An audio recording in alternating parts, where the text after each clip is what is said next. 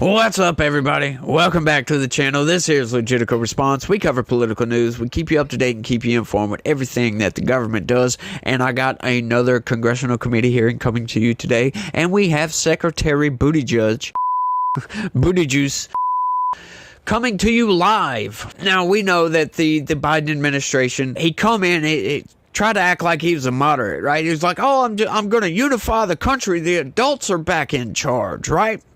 But he comes in and then just takes a hard left turn and just goes way over here like he started running his climate agenda. He shut down pretty much every good policy that Donald Trump had as far as oil and gas and all this other stuff. He has been on a crusade. Of course, he said in his campaign, in his primary, he was going to go after big oil and shut big oil down. That is one of the most ridiculous things that anybody can do.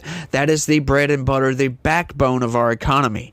Everything runs prices are based on how much oil is. We have something called the petrodollar, for goodness sakes. But these people don't care about the economy. Why do you think the economy is in the tank? Yeah, check this out, y'all. Mr. Bean is recognized for 5 minutes. Thank you very much, Madam Chair. Good afternoon to you. Good afternoon, Transportation and Infrastructure Committee, and good afternoon, Secretary. It's great to see you. The Biden administration is on a mission to force consumers to buy electric vehicles that they clearly don't want. No, we're not. Of the 282 million. Well, let me tell you, Mr. Secretary, you are, because the Biden administration is spending billions in subsidies to force consumers to make these decisions. 282 million vehicles are on the roads today. 1% are electric, and they're only buying them because we are bribing consumers with $7,500 to purchase that vehicle. They sit on the lots far longer on the dealership lots than their traditional counterparts. And now, knowing that these cars are built with slave labor, is there a time that you will say, you know what, this is just too expensive. This is just too expensive. We want to rethink this policy. Is there ever a time that you're going to say that it's too expensive? If you think this is expensive, wait till you find out how much oil and gas subsidies you've been supporting. Also, wait till you find out the economic impact that some economists have put at $15 million every hour or every day, trillions of dollars every year from allowing the environmental conditions in this country and the planet to worsen. We are making sure that there is support for a homegrown. Consumers are saying this. They're saying 46%. McKinsey and Company, a consumer survey company, did a survey of consumers. 46% that bought these electric vehicles. Having worked at McKinsey, I got to tell you, it's not specialist. They don't want them, Mr. Secretary. Are you aware of that? First off, he's lying. They are going after the internal combustion engine, the big oil, right? That we know they're shutting down leases and trying to say, oh, we've got all these other leases. Those lands have been explored. There's no oil there, so why do they want those leases in the first place? It's a ridiculous lie coming from the Biden administration. We know that they're shutting down LNG projects left and right. They've banned exports of LNG. What? That makes absolutely no sense. That is ridiculous. They're trying to put these emissions rules on internal combustion engines to where it's pretty much going to force everybody to buy an electric vehicle, because the internal combustion engines by 2033 will never be that clean. I'm sorry. That's just not going to happen that quickly. And you love how they try to quantify the damage the oil and gas industry has done to the climate. They're trying to quantify that into trillions of dollars, like he said. 15 million. No, I'm sorry. You can't quantify that.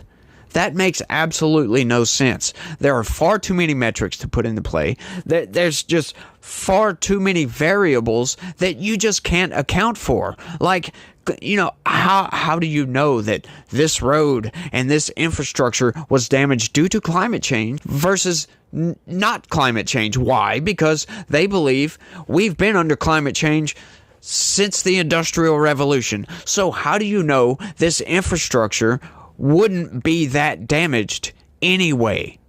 In other words, if we weren't changing the climate and the roads were getting damaged, right? It's a hypothetical, essentially. You don't know the damage that would be caused if there wasn't no climate change. So you can't quantify that.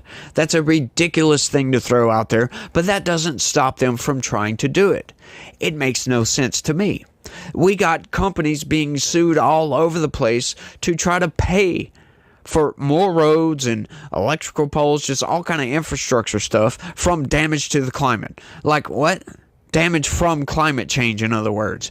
It's just mind-blowing how these people think they can quantify that. Like, exactly how much are we influencing the climate? Because we know that the climate changes all on its own. So how much of that climate change is spurred on by us versus not?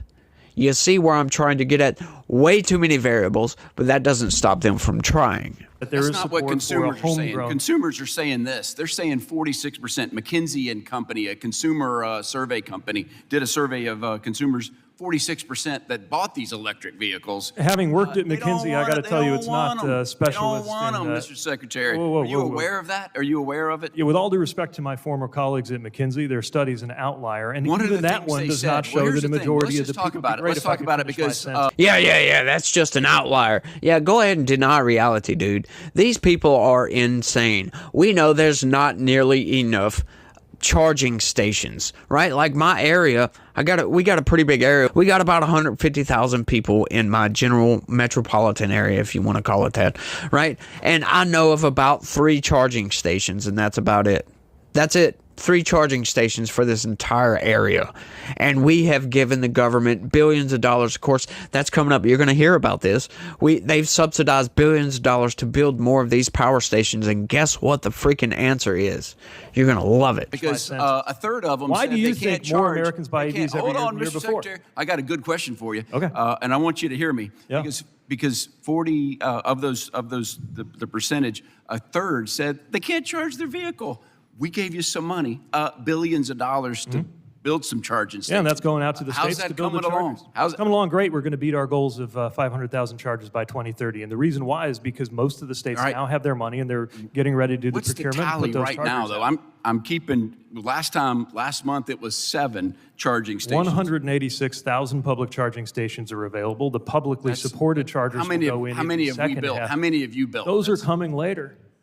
That was always the Is plan. it over 7? Is it What's over? that? Is it over 7? They're coming later. So it's not over 7. I'm going to put you down at not over 7 right now. 2027, Here's the plan, though, 2028 and is here's- when they're here's supposed the to be big built. question. But here's the other another thing. big Are you question conscious for that you. 80% Wait of a EV minute, I got charging 3 more happens at questions. home? You got to go fast, Mr. You gotta love that, right? They're coming later. When? We would love to know when, right? You're supposed to have been building these things for a couple of years now, and y'all haven't even got started yet. They've built 7. That's it. And they're supposed to build, like he said, get this, and this is standard for the Biden administration, 500,000 charging stations by 2030. That's 5.5 years away. And they've built 7.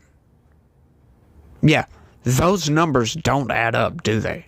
Secretary, how are we going to fund roads if electric vehicles aren't paying into the gas tax to build roads? We know they're heavier. They do more damage than roads. What's the plan? Do we have a plan? How are we going to build those roads? Yeah, we're working with Congress on how to make sure the Highway Trust Fund has adequate sources of revenue, knowing that receipts from the gas tax have been declining for some Okay, time. hold on I a don't think second. that's an excuse to Hold on. stick with the dirty Hold on, and Mr. expensive Secretary. fuels of the Let me past. put you down. I got to put you down. No plan yet. Let me put that down. Well, Here's the thing. actually, you should put down Hey, something Vulcan, else on your little paper there, which So is we are when we funding build pilots roads- to when do we vehicle build miles roads, we traveled. So use- did you put that down? When Are you we, gonna put that down? when we build Would you roads, be so kind as to put that down I on my gotcha. behalf? I'm putting it down right Appreciate now, it. Mr. Secretary.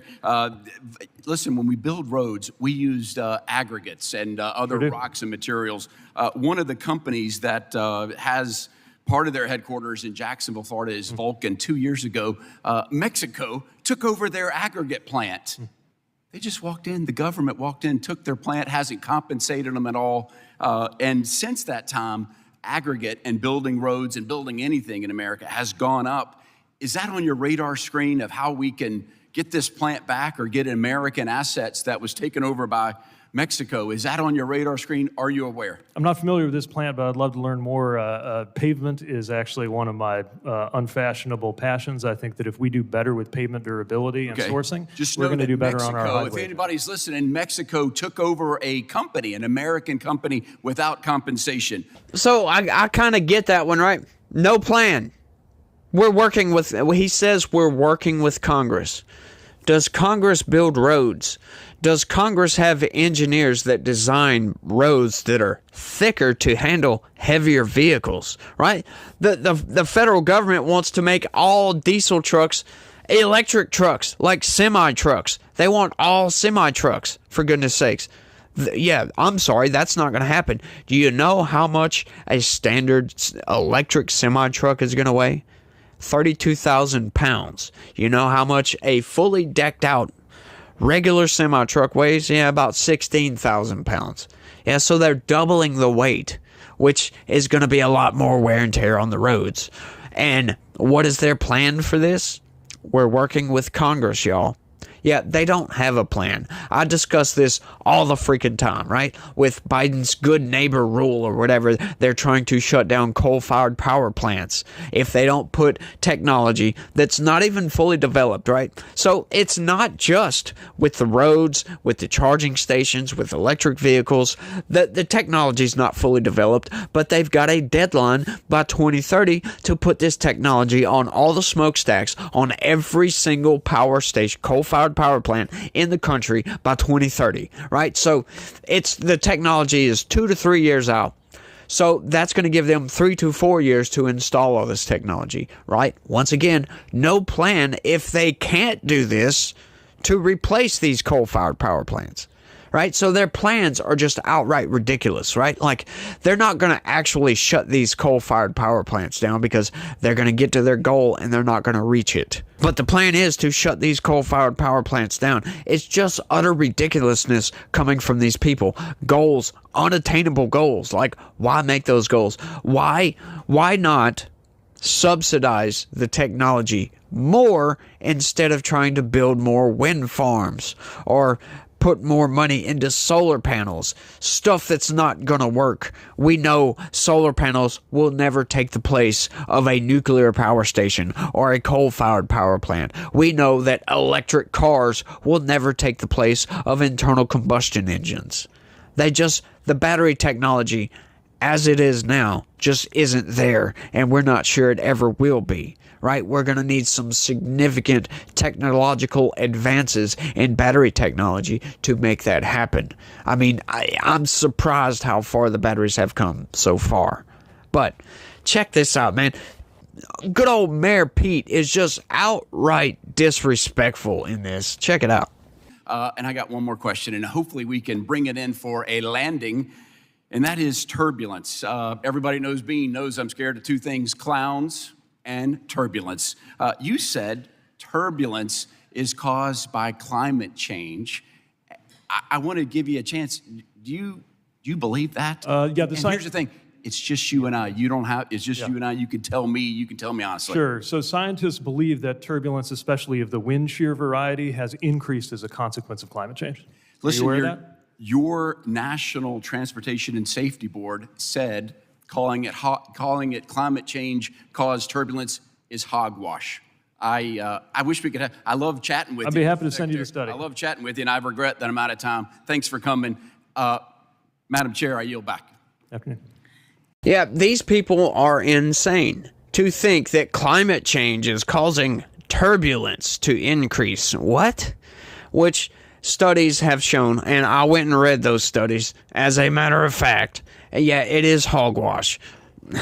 It's just utter ridiculousness, right? Like they say, oh, these storms are going to be so much worse, like hurricanes and all this other stuff. But hang on, statistically, we've had fewer, stronger storms. Yeah, some of the storms, hurricanes specifically that we've had, have been marginally stronger, but we've had fewer and far in between. Over the past 150 years, we've seen a decrease in the stronger storms. So that kind of counters the whole climate change narrative of these storms are going to be stronger and more frequent. Yeah, we haven't seen that yet.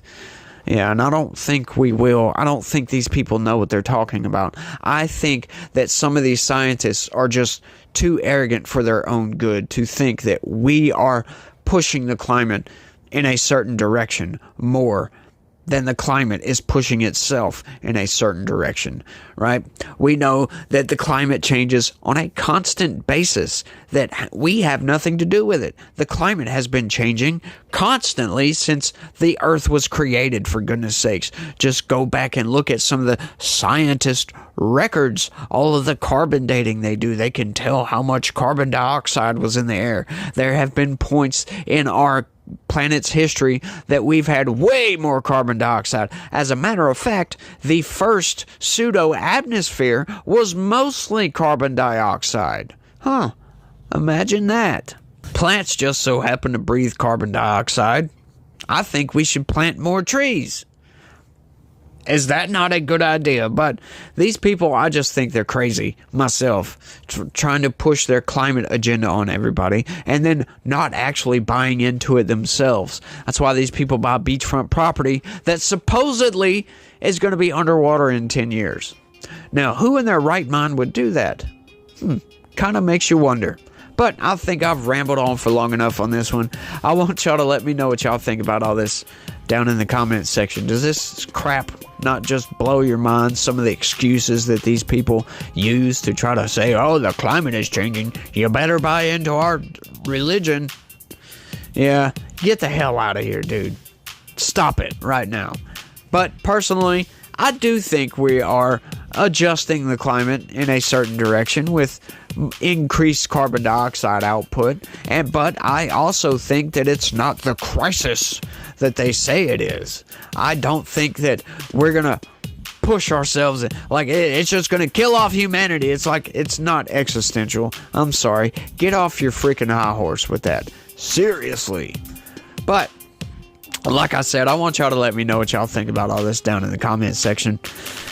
And that's all I got for this one. I want to thank everybody for watching, and y'all try to have a good day and stay legitical. Peace.